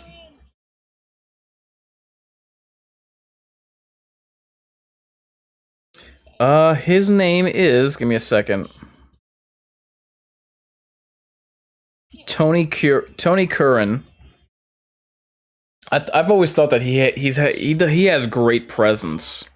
It's just that he was actually in both Blade 2 and Underworld Evolution, so he was in both prominent early to mid 2000 sequels of vampire films.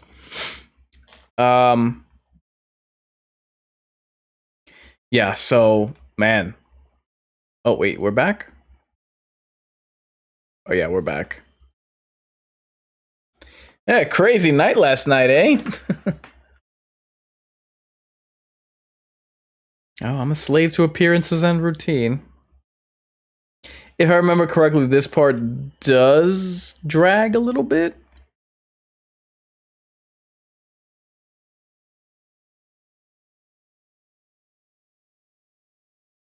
Yeah, this element I had forgotten, the conspiracy theory piece.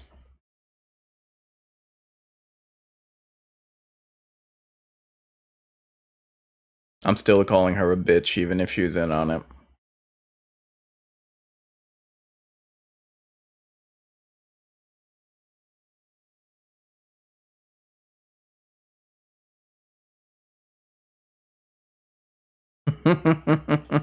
Final memento, huh?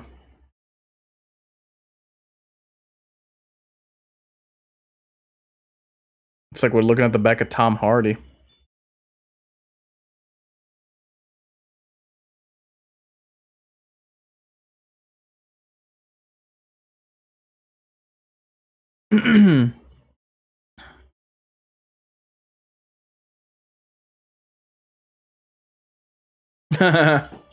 Another Baldy. Oh wait, no, the first one.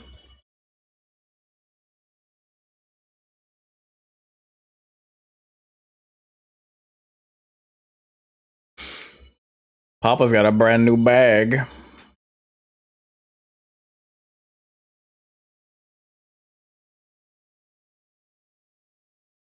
And oh yeah, I forgot that it had a Asian director.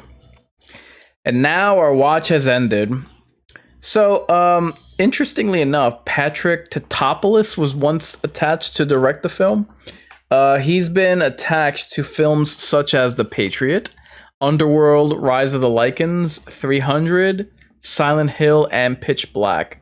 So here's the part where I like to give recommendations to other films that are similar to the one that we would just watch during the watch party, in order for you to make it a shockbuster night. So, in terms of other Clive Barker films, I would put this on par with the likes of Nightbreed and Candyman. Candyman, not just not because this film was intended as a sequel to that film. I didn't know that until this morning. But because I like the urban horror aspect of it. And speaking of urban horror, I would compare this, if you're looking for something outside of the Clive Barker oeuvre, I would compare this to Citadel as well as Innocent Blood. And in terms of underground nocturnal horror, The Descent. So here is where I give my final thoughts on the film. In a time where the movie star is as extinct as the woolly mammoth and celebrity drawing power is at an all-time low, Hollywood had a bona fide prodigy on their hands when it comes to one Doug... I knew that was going to happen at least once. Hollywood had a bona fide prodigy on their hands with one Bradley Cooper.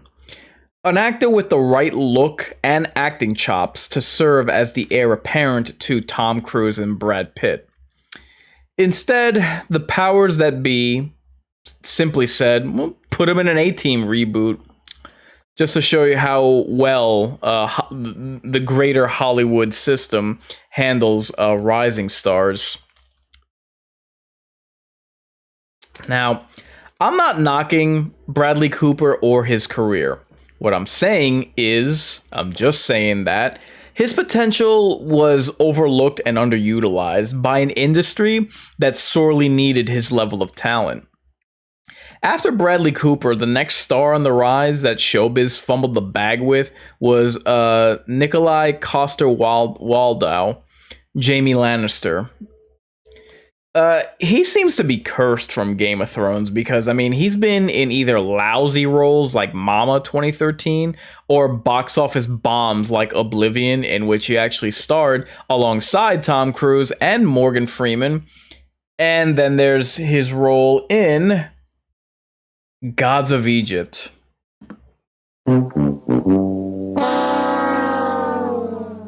Getting back to this movie, as I mentioned during the watch party, think about something. The most outstanding recent work that Doug Bradley has had is his playing Rocket Raccoon. Yes, folks, in case you've forgotten, the lovably homicidal rabbit is indeed voiced by Bradley Cooper. As far as my thoughts on the movie, Midnight Meat Train, it ends right when it gets interesting. Like, there's obviously a mystery and conspiracy going on, much more than simple murders happening, unmotivated murders, indiscriminately chosen of targets on a subway. There's more going on under the skin. And unfortunately, right when it gets interesting, I'm left asking questions as to what the creatures actually are.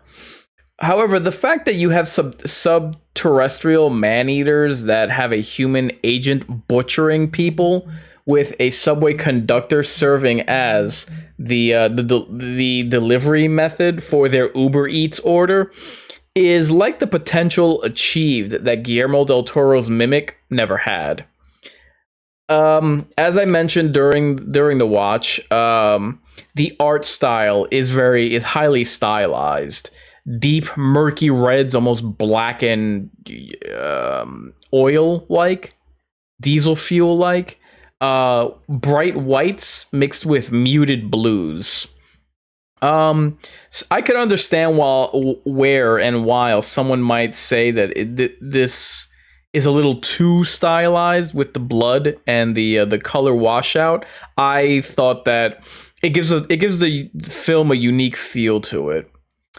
And no, this isn't a slasher, so don't even try. However, in that vein, pun very much intended, this reminded me of only today of a section of my writing that I wanted to, or content that I wanted to make for my channel, where you have somewhat of a killer that is doing these in service of something else, of a some kind of puppet master.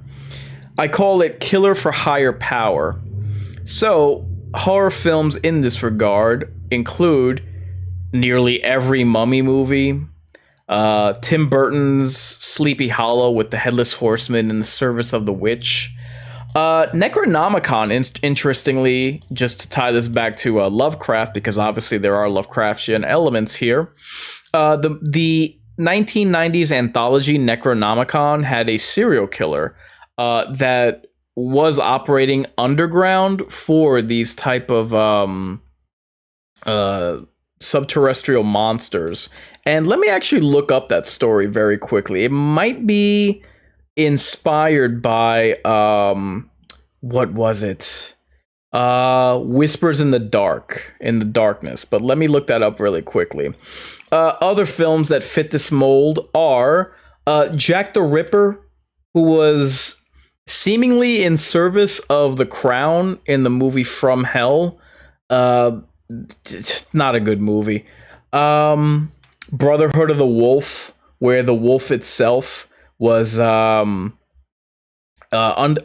was either like under the like magic spells or something. But the creature in that movie was being controlled regardless. Let's see. Yeah, I think it is. I think that Lovecraft movie is inspired, or the last episode is inspired by. Let's see. Yep. The final episode of the Necronomicon what do you call it? Anthology. It's called Whispers, and it's based on the novella Whisper in Darkness. Okay, so it is similar to this movie. Lovecraftian elements as well as the setting. What else? We have Henry Bowers in service of Pennywise. And that's kind of similar to Slenderman proxies. Just humans that are controlled by a monster. In some of the unwritten scripts of Freddy vs. Jason, there was the leader of a Freddy cult called Dominic Necros. Fear Street had that, where a bunch of different slashers were under the literal spell of a witch. I now have to add Midnight Meat Train to that list. The premise is intriguing so long as you're not shoehorning a puppet master into what is already an established monster. Too much of a square peg in a round hole. So those are my final thoughts on this film. I do wish that they had, like, okay, let's say that the ending, when everything wraps up, is the last 5 minutes. I wish that the movie had explored this, what is this, 1 hour, 43-minute movie. Instead of the last minute, or last 5 minutes, excuse me, I wish that the ending would have stretched to encompass more 20 minutes. Like, you know, in order for us to learn more about these creatures, and, like, you know, there's mention of keeping the balance or whatever. I just wish that the ending was expanded to 20 minutes. Like, keep the runtime an hour 43, because, like I said, this film had good pacing. I just would have asked that they explore more of the meat on the bones as far as the finale, the crescendo. So, if you like this watch party, like the video and share it with your friends. If you hated it, subscribe to the channel and share it with your enemies. So, what is on the scene for the Mind's Eye Theater and the Greater Mind's Eye? I do ask that everyone subscribe to my YouTube page, Mind's Eye Incisions. That is my clips channel, 2 to 5 minute videos of my long form content. I do ask that everyone subscribe to my main backup channel, Rumble. Same as my YouTube channel, Mind's Eye Inkarnate. And I do humbly ask that everyone join me on my path to affiliate on my Kick platform. You could find me there at Mind Games Inc. And last week I posted my Haunted Mansion gut reaction, which I invite you to check out. As far as coming attractions is concerned, Mind Games schedule returns tomorrow, Wednesday, 9 p.m. Eastern Standard, 6 p.m. Pacific Standard. So I will be live streaming. We're starting not just a new game for the month of August, but the final playthrough in what has been my summer survival horror event that I affectionately refer to as Midsummer Night's Scream. So what's on tap for tomorrow will be Metal Hellsinger. So that brings me to a very busy week, a very busy 2 weeks, but let's just focus on this week. For the mind's eye overall, that expands into every single aspect of my channel, which will include a new, a fourth pillar in my channel, which I'll describe now. So yesterday was Monday. I uploaded my first-person shooter documentary trailer. Today was obviously the Midnight Meat Train 15-year anniversary watch party. Tomorrow, I will be returning to Mind Games with the Scream stream of Metal Hellsinger. Thursday will be what I consider my inaugural episode of what I call Mind's Eye Inquisition. I will be offering my feedback on an article from about 2 weeks ago where the director of The Nun 2 made the bold claim that The Nun is just as important to Pennywise. So I request that everyone tune in for that. I will be going live either 8 p.m. or 9 p.m. That'll be this Thursday. Friday, I will post a video asking, where does Jason Voorhees rank amongst scary summer camp films? Saturday is actually the 1-year anniversary of the watch party, so I invite everyone back for that. We will be playing Curse of Chucky for the 10-year anniversary. That'll be this Saturday, August 5th. So, after this week, when you next join the Mind's Eye Theater, we're going to have some heavy hitters for you. It'll be, after this week, I'll be returning on August 13th with Jason Goes to Hell 30th anniversary. I will be doing a stream the very next day, Monday, August 14th, for the 20-year anniversary of Freddy vs. Jason. So both films came out on August 13th, but I'm not going to have time to do 2 watch parties, so instead, I will celebrate both back-to-back nights. Therefore, mark your calendars and say your prayers. I've been Inkarnate, offering a word of caution. Fear the worst, so long you recognize who's best. You're resigned to your fate? Time to subscribe to your fears. Warn your friends. Warn everyone.